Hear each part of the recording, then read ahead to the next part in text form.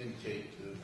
Well, one of the first, the first lead that I ever had was a film called Blue Crush, and I was 18 years old. I was 18, thank you. And I really hadn't done much. I had done little parts here and there, but I moved out to LA when I was 18 and just kind of was going on 5 or 6 auditions away with my Thomas Guide in LA, like trying to figure it out. And I read this screenplay called Blue Crush and just loved this character, and she thought she was so strong and great. And they said, well, we really like your read, but gosh, I know you just don't really look like a real surfer. And I said, well, what do you mean? I mean, I'm supposed to train and stuff. I mean, I'm not a surfer, I'm an actor, but let me prove it to you. And so I don't know, we're gonna go look at a bunch of surfers and maybe see if they can act. So I thought, and they took about 5 weeks, and in those 5 weeks, I learned to surf. I went and I got a surf instructor, and I called them up, and I said, would you mind just coming to see, I've been learning to surf in the last 5 weeks, and so we went in front of Brian Grazer's house, which is so unfair, because there's not even a break, it's like, no one's going to be able to surf in that particular area. But they hired their own surf instructor, so, they wouldn't be biased, and my surf instructor wouldn't be biased, and they said, what do you think? Do you think she has it? And I was terrible that day, of course, and they said, the surf instructor said, well, you're not going to meet another actress who's more determined, that's for sure. And so if you're going to bet on an actress, I bet on her. And so that's kind of how I ended up getting that job. And I worked really hard. I changed myself physically completely. And then after that, it's so funny, I was then like all the athletic roles. You know what I mean? Like you prove yourself in a way, and then all of a sudden everyone sees you in that way.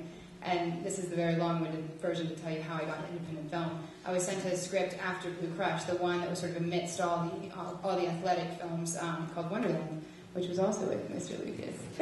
So my first independent experience was also with Josh, and I loved this character. She was just crazy and young and vulnerable and beautiful, and just that was my first introduction to independent film, and realizing how this is really why I love making movies. I mean, there's a part of me that loved making Blue Crush and having that experience, but then just having the freedom that we had in that film, and just loving that character and all becoming a family was really quite something. And so I think with every experience, the only thing you can ask for is to learn and to be better and to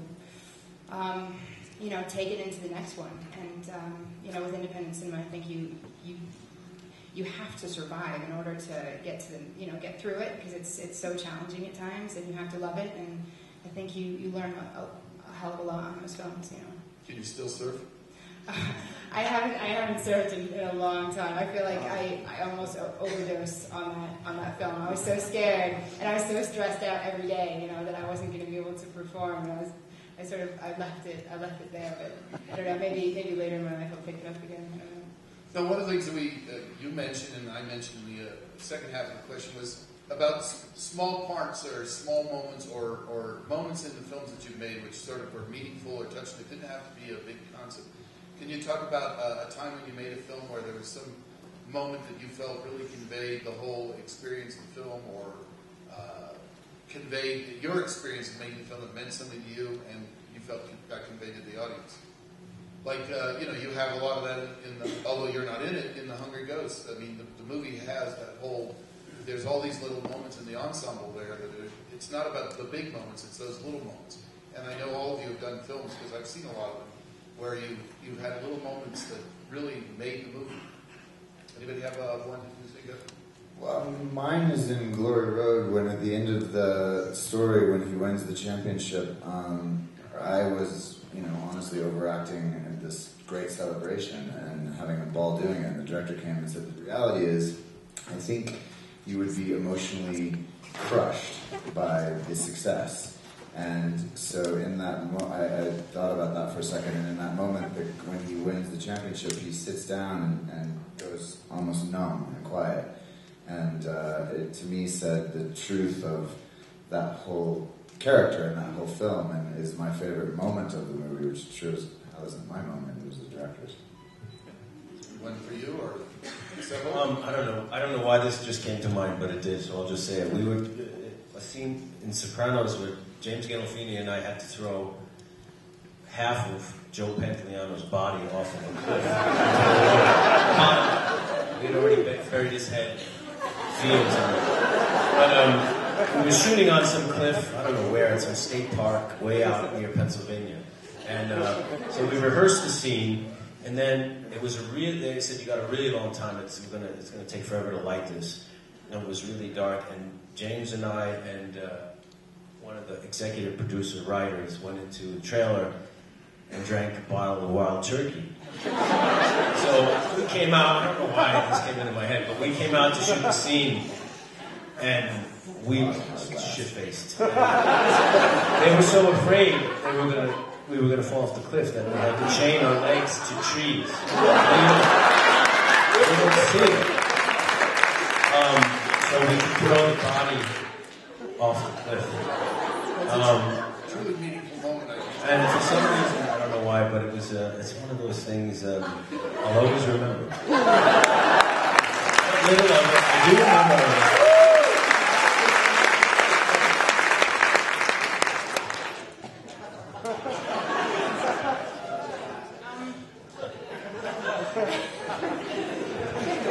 That's pretty good.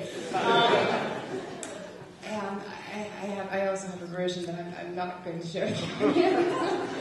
But I think that I did a film this year that's called Another Happy Day, and thank you. It played the Sundance Film Festival. Yeah, it's a great film, by the way. You guys have to see it. It's really amazing. Thank you. But it's got such a wonderful cast. It's directed by a kid named Sam Levinson, who's Barry Levinson's son. He's 25 years old and wrote the script when he was 21, and just absolutely brilliant. His first time making a feature, and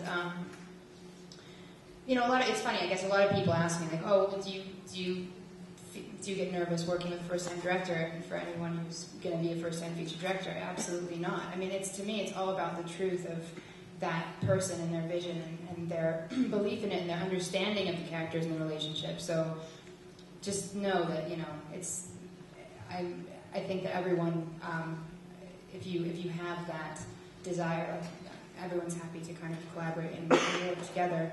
But on this film, there was it was a pretty intense character. I mean, I played a self-mutilator, so it was a pretty intense kind of role, and it was 6-day weeks and just really difficult. And as an actor, when you're going into that painful place, it's strange because, especially when you're living in that place on an even level, it's not like these kind of ups and downs. I mean, she's in pain a lot of the time, most of the time, and you go into these spaces. It's weird. Most of the time, as a human being, you armor yourself, and you don't feel that kind of emotional pain that you may have experienced in your life.